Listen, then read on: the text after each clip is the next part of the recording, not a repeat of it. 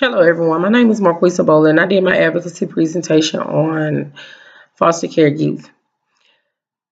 Foster care placements stem from children being faced with physical, sexual, or psychological abuse and or neglect. When children are placed into foster care is an alternative care.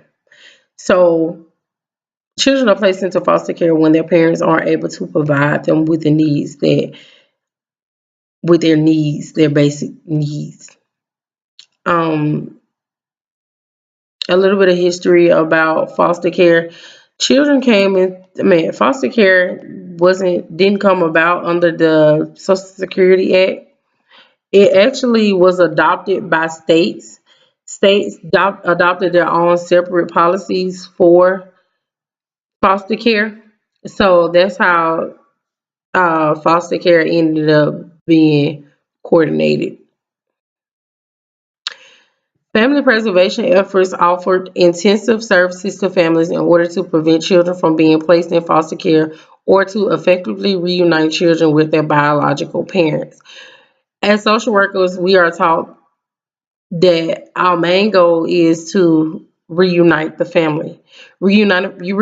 Reunification is important when you're a social worker because who wants to be removed from the home where they were raised or where they were beginning to be raised? Who wants to be removed from their parents? No one. And when these children are placed into foster care, they expect their parents to do what they need to do to get them back. They they want to believe that their parent is perfect, just like other kids believe that their parent, just like people who aren't in foster care believe that their parents are perfect. They want their parents to go the extra mile to get them out of foster care. We know that it doesn't always work out like that, but in these kids' mind, when their parents don't do that for them, they wondering, okay, like why did my mom not do that for me? Or why am I still here at whatever group home or foster facility or foster home they're at? These are the thoughts that goes on through their mind, along with having to go through the process of having a social worker who doesn't visit them often, or having to deal with people just telling you what to do every day, how to do it every day.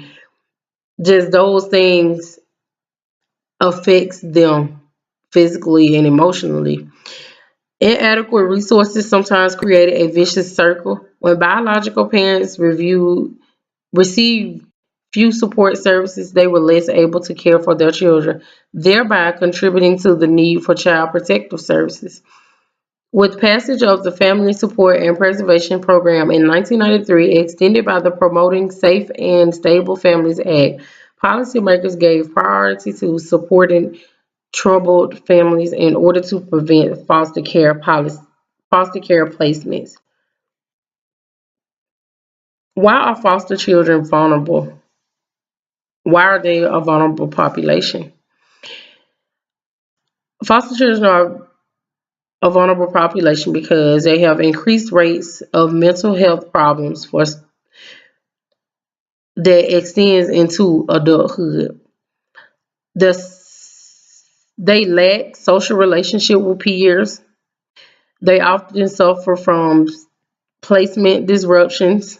They have disruptions in emotional and behavioral development. Prenatal exposure to drugs and alcohol links to a host of poor outcomes from early childhood throughout adulthood. More than 80% of children enter the US foster care system due to parental substance abuse. Another reason they are vulnerable is because teens age out the system without proper support. As I was doing my research, out of all the reasons why I found and all of the reasons I could think of that affects this population, teens age out the system without proper support made me think more about this population and why they are vulnerable to society. when children age out of the foster care system, they have no idea what to do. They feel like they have no one to go to. And some of them even reunite with their families after they age out of the system because they want to know what it feels like to live with their mom. At the agency that I work at, they have 5 programs, and the kids are able to move from one program to another based on their behaviors and their actions. Basically, how they grow throughout the program. They have a transition program where the kids are able to learn how to cook, clean, basic living skills, mainly how to cook and live independently on their own. And then the children are also able to move on to an independent living program where they basically live on their own. They have to do everything on their own. They have to pay their own bills. They have to buy their own groceries. They buy their own cars. They basically learn how to live on their own. So that way, when they turn 21 and age out of the system and age out of whatever program they are in, they will know how to live on their own. They will know how to live and be able to know what resources are out there for them. Another reason why they are vulnerable to this population is because there isn't enough focus on reunification. As I was doing my research, I noticed a study. I came across a study where they felt like social workers and um, people who work in child protective services, they feel like they don't do enough to reunite the families, or they feel like the parents doesn't do enough to reunite the family. So the lack of reunification is another reason why they are vulnerable to this. Children's needs often go unheard. I hear this a lot, um, because they feel like if they was at home, then they would get these things that they need, or they would get these things that they want. I'm just not gonna say need because they get the things that they need, but the things that they want, they feel like they will get them. The things that they need, they feel like they will get them right away. And with their needs going unheard of, I think it was more focused on their needs to their parents. They want their parents to hear their need. They want their parents to do what they have to do to get them back. They want their parents to hear them out and know that, okay, I want to come back home with you. Some of the evidence-based practices I found: screen and refer. Placement in foster care is an intervention that has potential to make a difference. Systematic screening to address physical, mental, and developmental well-being of children in care. That is basically, they did a screening to see how effective children in foster care was, like how much growth and what impact the foster care had on their lives. Enhanced foster care. Enhanced foster care provide additional resources to regular foster care systems without introducing systematic intervention. This intervention lowered caseworkers' caseload and increased their salaries. Most of the times social workers aren't able to reach out to the kids and provide the services for the kids as fast as they want to or as fast as they need to because their caseload is so high. It's like they have to see so many kids a month to, it's like, okay, well, you have to wait until I get this done or I get that done, or I'm never in my office because I have to go back and forth to provide my other kids with what they need. This program also enhanced support and behavioral consultation. And additional service to children such as after school and recreational activities was provided. We had a recent training at my agency where it talked about practicing normalism normalcy. I'm sorry, normalcy. They want to have the kids feel like they live a normal life, and with that, they are able to participate in extracurricular activities at school. They are able to go to the games and stuff. Basically, they are able to feel like they live. They are, although they are in a group home, they are living a normal life. And I feel like that was a good training because you always want to remind your employees that although they are foster children, they are still children. They are still youth. They still want to do the same thing they would do if they was at home. Another evidence-based practice was multidimensional treatment foster care. With this, youths were placed in community homes where foster caregivers are intensively trained, supervised, and supported to provide positive adult support and mentoring, close supervision, and consistent limit setting. Almost like the agency that I worked at. Placements typically last 6 to 9 months and involve coordinated interventions in the home with peers, in educational settings, and with the adolescents' long-term placement resource. Attachment and behavior catch-up, known as ABC. It was a 10-week intervention session. It was successful in normalizing stress responses among foster children whose caregivers were randomly assigned to the ABC intervention relative to children in the foster care control intervention condition.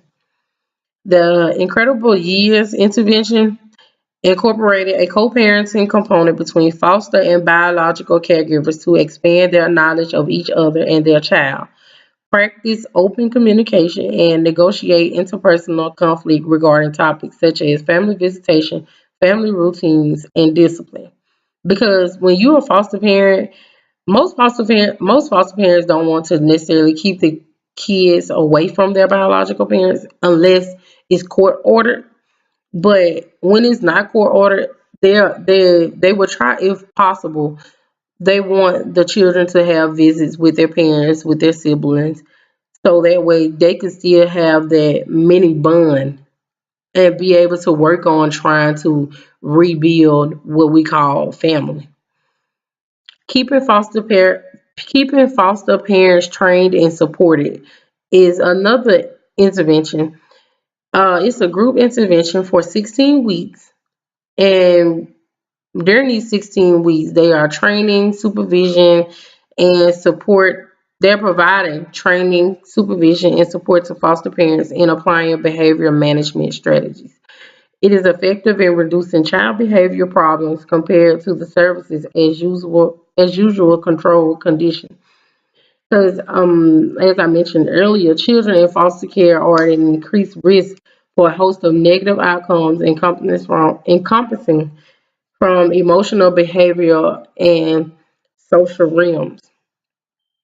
Some of the community resources that provide services to foster care youth is the Department of Human Resource, Harris Home for Children, which is the agency that I work at, Safety of Alabama, Focal, Foster Children's Alliance, and Children's Aid Society. Basically, all these resources work to get.